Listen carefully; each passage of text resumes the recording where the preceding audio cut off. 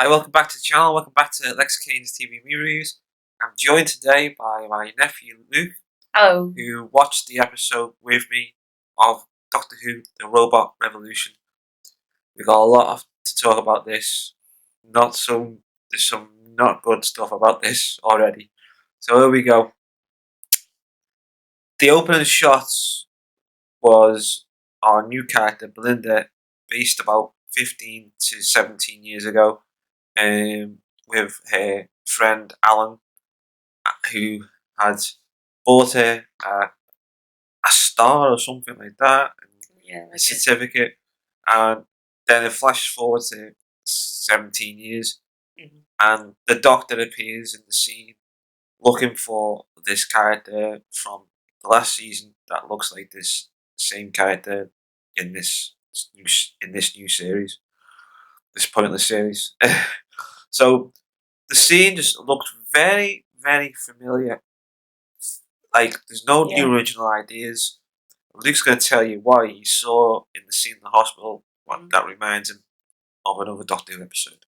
So in the hospital, we're shown that Belinda is a nurse at the hospital, and straight away, me and my uncle's mind flashed to season 3, episode 1, Smith and Jones, where Martha is working as a trainee doctor in the hospital, and the doctor appears at the hospital, and it's basically the exact same thing that happens at the start of this episode. Just, but like a little tweak. Not the full story of Smith and Jones, but it felt very the same atmosphere. It felt like the same hospital scene. But one dangerous scene that was in it, I found out from other reviews last night was, and in the weekend, was the scene where he uses the sonic and all the machines go off in the hospital. And I didn't see that the first time, but when I heard about it again, I thought, yeah, that's very dangerous, because they're making something funny about helping people in a hospital and using the sonic to deactivate some of the systems in the hospital. I thought, no, that's not funny at all. Kill people. And then we go to Belinda's apartment or house where she rents, and she's in a room, and also you see the lights beaming into her room, and it felt very much like the sci-fi film Close Encounters of the Third Kind.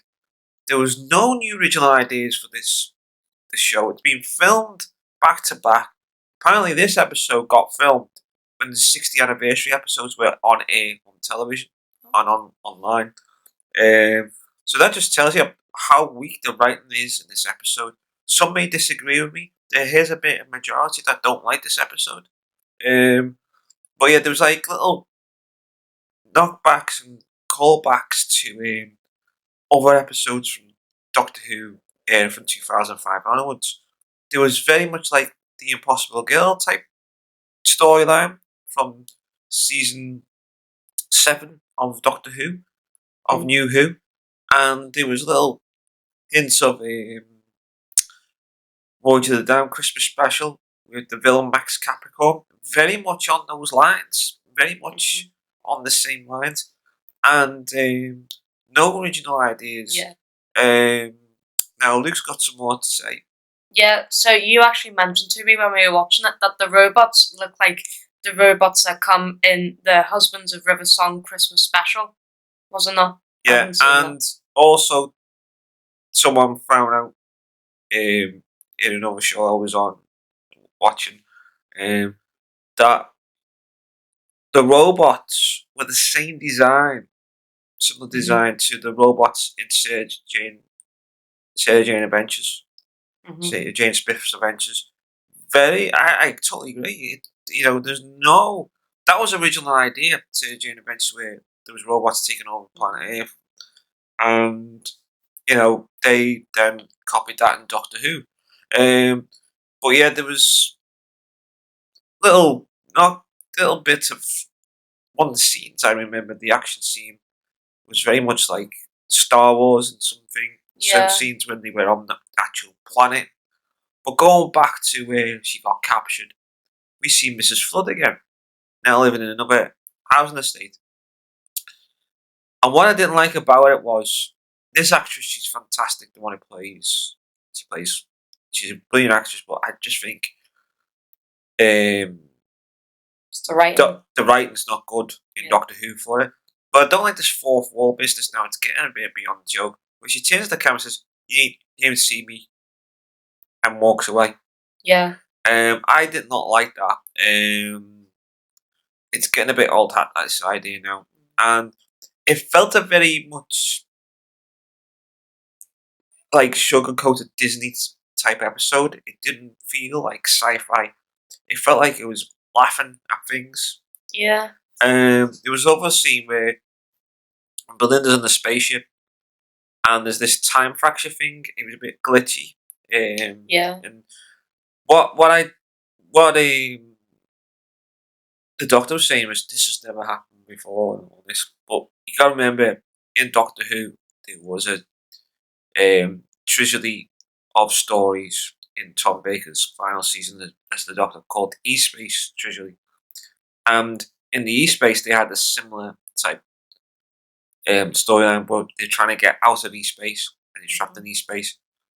I think they're copying off ideas from E-Space here. There's no original ideas. And the effects can be, detrimental to people who have eye problems like epilepsy or like strained eye. Yeah. And the other thing was, what I didn't like about it was that the Doctor had to have another costume. He had this weird costume on in the first part of the episode, and it was awful costume. And then he's wearing like a servant type costume, and called the historian, and he's now got the Doctor has the power now to change his hairstyle, which understandable. Next season, if he has a haircut, that's different because his hair will eventually grow back to what it was. But like the TARDIS felt too busy to me now. I'm more convinced now. This TARDIS is far too big. In the console room, far too big.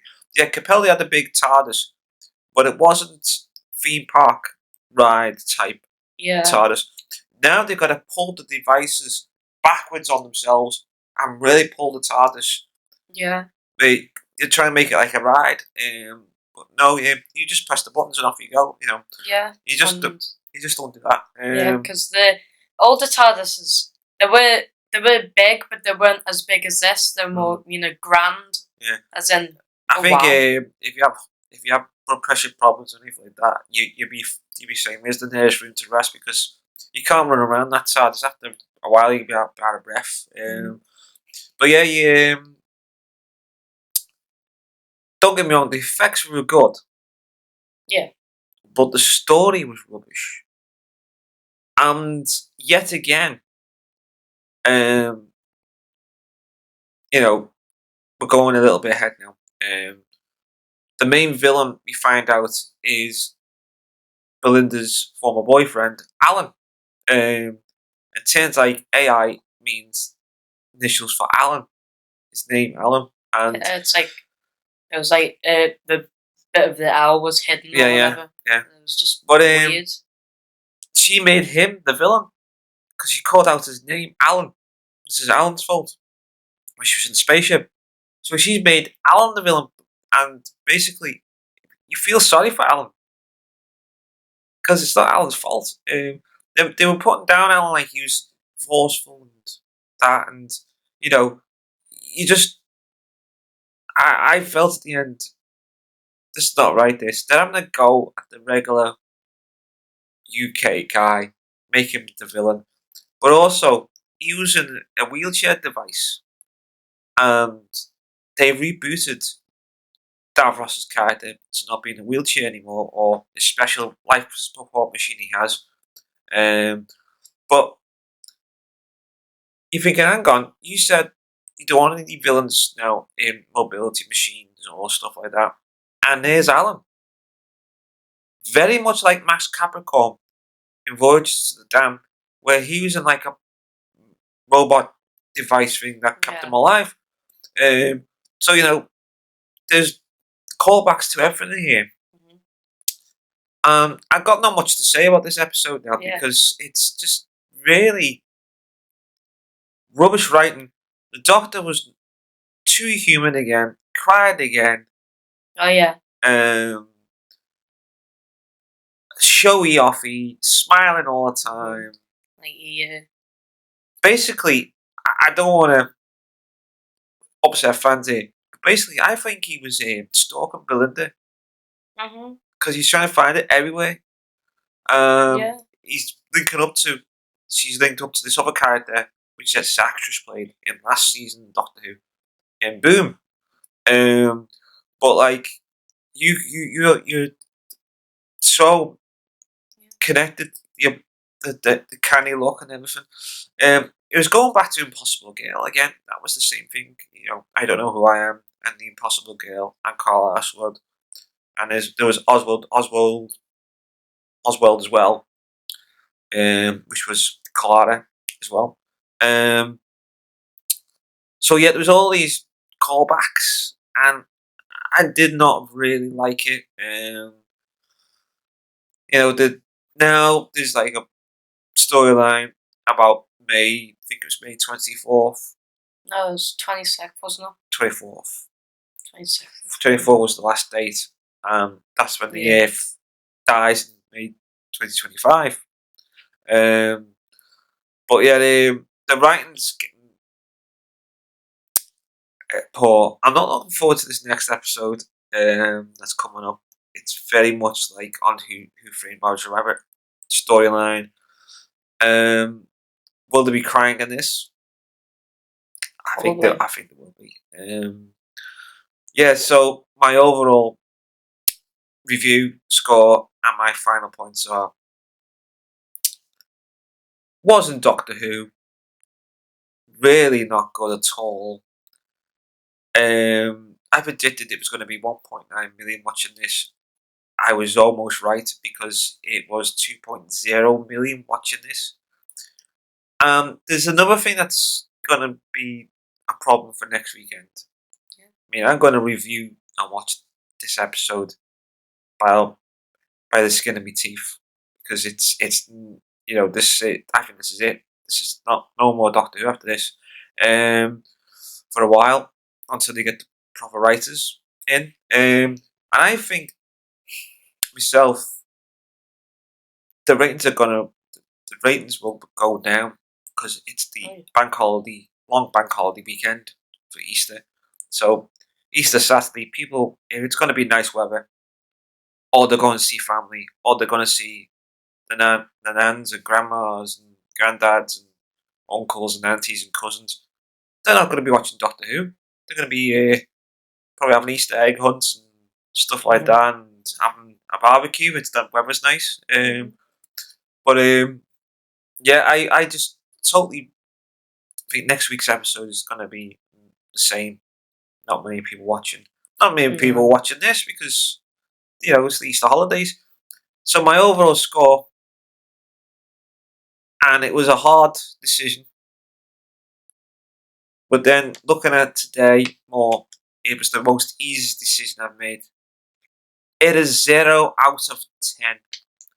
And then Luke score. Here we go, Luke. Yeah, 0 out of 10. So my points are I felt like the pacing in this episode was all over the place. Like some scenes felt like they were just too in your face, and then other ones felt like too boring, too slow. And also, it reminded me of the storyline where Belinda's some important person or whatever. It reminded me of Series 4, where Donna is like, why am I important and why is this all leading back to me and whatever. And I'm just like, I remember this. It seems weird. So my score is a full 0 out of 10. Rubbish episode. Thank you for watching. Subscribe to the channel. Take care. See you soon. Bye.